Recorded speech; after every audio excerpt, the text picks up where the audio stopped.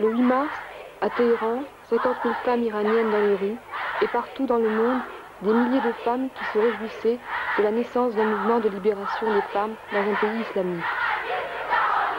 Dès le premier jour, et pendant toute cette semaine de révolution des femmes, 4 d'entre nous étaient avec elles dans les rues. Manifestations, sit-in, discussions, réunions. Et nous étions nombreuses à Paris, Lyon, Bordeaux, Marseille et d'autres villes, à mettre toutes nos forces à faire connaître leur mouvement. Nous avons transmis jour après jour leur révolte, leurs fêtes, leur violence, leur victoire. Nous, les femmes du mouvement de libération des femmes, pratiques politiques et psychanalyse, qui affirmons que quand des femmes iraniennes brisent leurs chaînes, ce sont des femmes du monde entier qui avancent avec elles.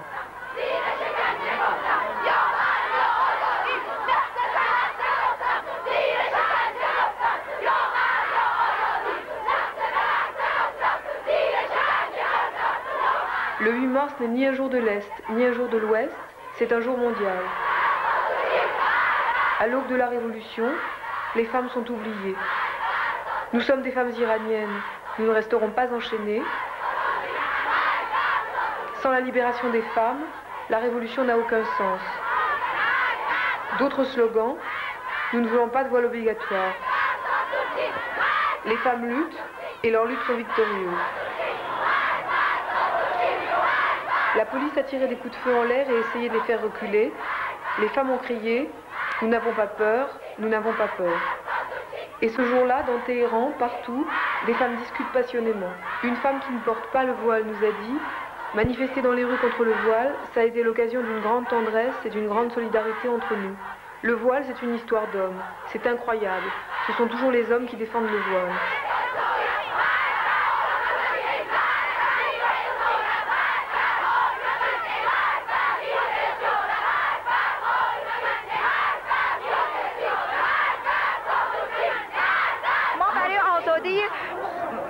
Nous, les femmes, nous avons eu des martyrs comme les hommes.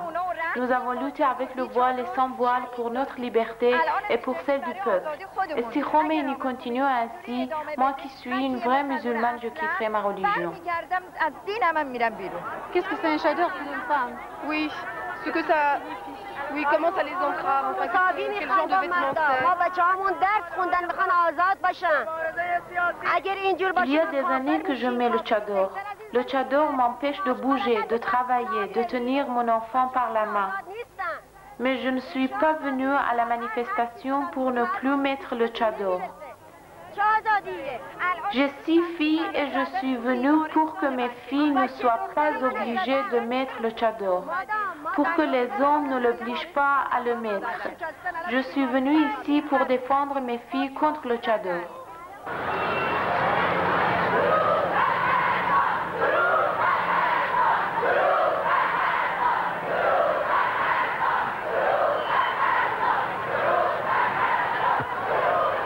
En passant devant l'hôpital, les femmes crient « Salut les infirmières, rejoignez-nous ».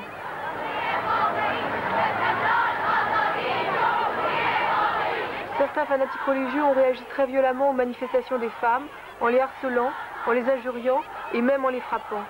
Sima nous disait « Oui, la semaine dernière, j'étais en danger lorsque je descendais dans la rue parce qu'ils avaient demandé qu'on mette le tchador. J'avais mon foulard dans mon sac, j'en ai toujours un par sécurité. Des hommes dans chaque voiture qui passait disaient quelque chose. J'ai pensé que s'ils continuaient, j'agirais, je me défendrais. On a déjà fait des manifestations. Il y avait des soldats dans les rues, c'était le danger de mort. Maintenant, on peut marcher devant quelques hommes, on n'a plus peur.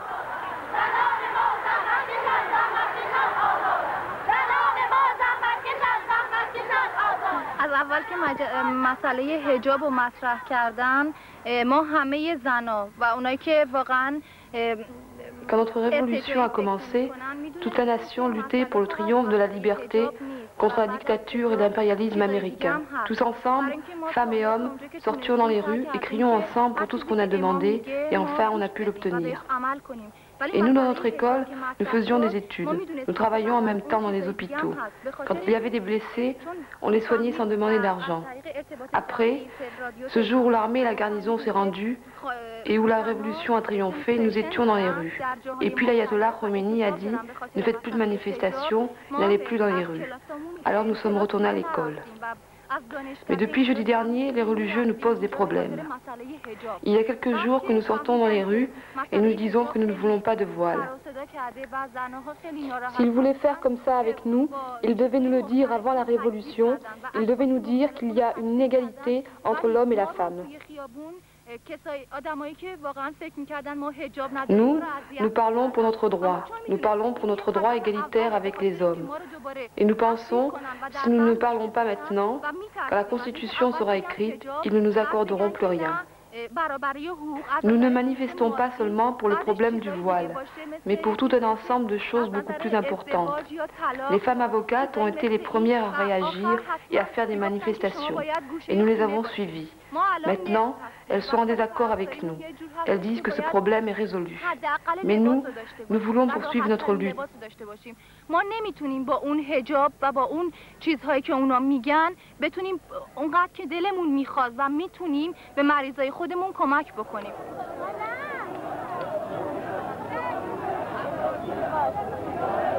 À Téhéran, nous avons parlé avec Kate Millett. J'ai été impressionnée par la ferveur et le courage des femmes. Je n'ai jamais vu des femmes qui s'organisent aussi rapidement et en si grand nombre.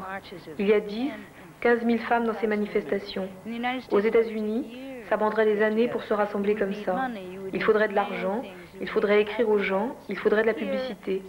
Ici, quelqu'un brandit un panneau pendant la manifestation avec « sit-in à la télévision » ou bien « demain au ministère de la Justice ». Et tout le monde y va.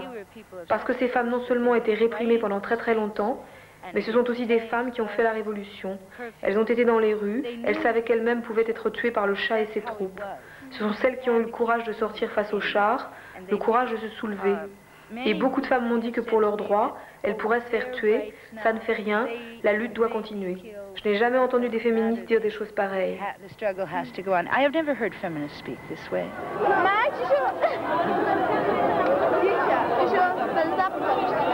On peut lire sur ce panneau: nous refusons la tyrannie sous toutes ses formes, nous anéantirons la réaction sous toutes ses formes. Les lycéennes étaient tellement joyeuses de manifester, ça leur a tellement plu qu'elles ne veulent plus s'arrêter. Mojgan nous a dit: je veux vivre libre, je veux parler quand je veux faire tout ce que je veux, je n'accepte pas qu'on me donne des coups, je veux écrire tout ce que je veux écrire, jusqu'à maintenant je ne pouvais pas. Ma mère pense comme moi, elle veut la liberté, elle ne supporte pas de ne même pas pouvoir se promener dans la ville.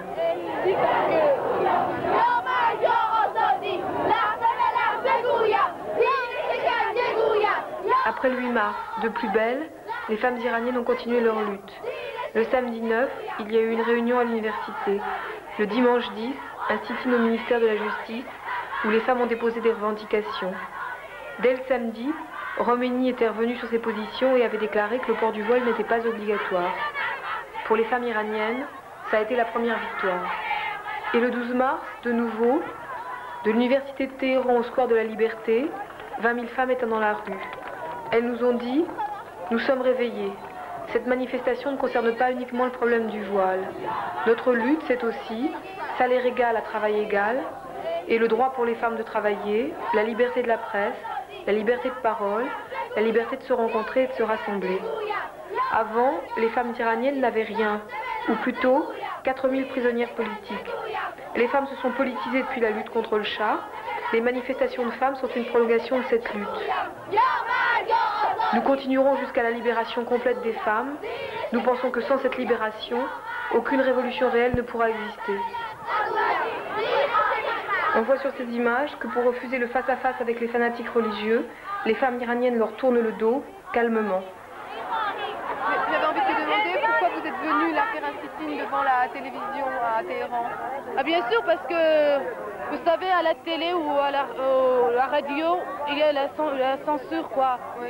On n'a pas le droit de parler pour les femmes. Il y a seulement le gouvernement islamique qui doit parler, qui peut parler. Et nous, les femmes, on n'a pas le droit de parler. Hier, on a fait une manifestation. On avait à peu près 10 ou 15 000 femmes, mais ils n'ont rien dit à la télé.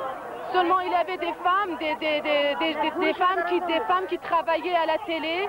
Ils sont manifestés pour qu'ils veulent travailler, mais M. Rotsadeh, elle ne permet pas. Alors, ils ont dit seulement qu'il y avait des femmes qui sont manifestées devant la télévision Et il y avait des femmes qui avaient des couteaux à la main. Et c'était ça, c'est tout. Et nous, on est 15 000 femmes, on n'a rien fait. Ils n'ont rien dit. Ils n'ont rien dit, c'est-à-dire on n'a rien fait. La manifestation, c'était rien. Les femmes ne doivent pas juger, les femmes doivent mettre le tchador, les femmes doivent faire ça, les femmes doivent faire ça.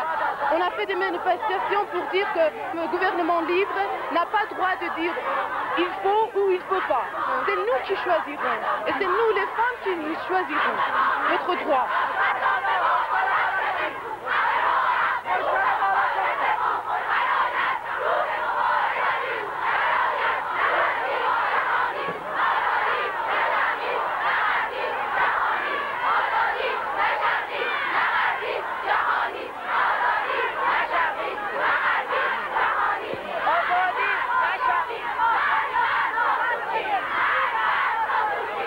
Ce film document a été réalisé par des femmes iraniennes et des femmes en mouvement avec elles.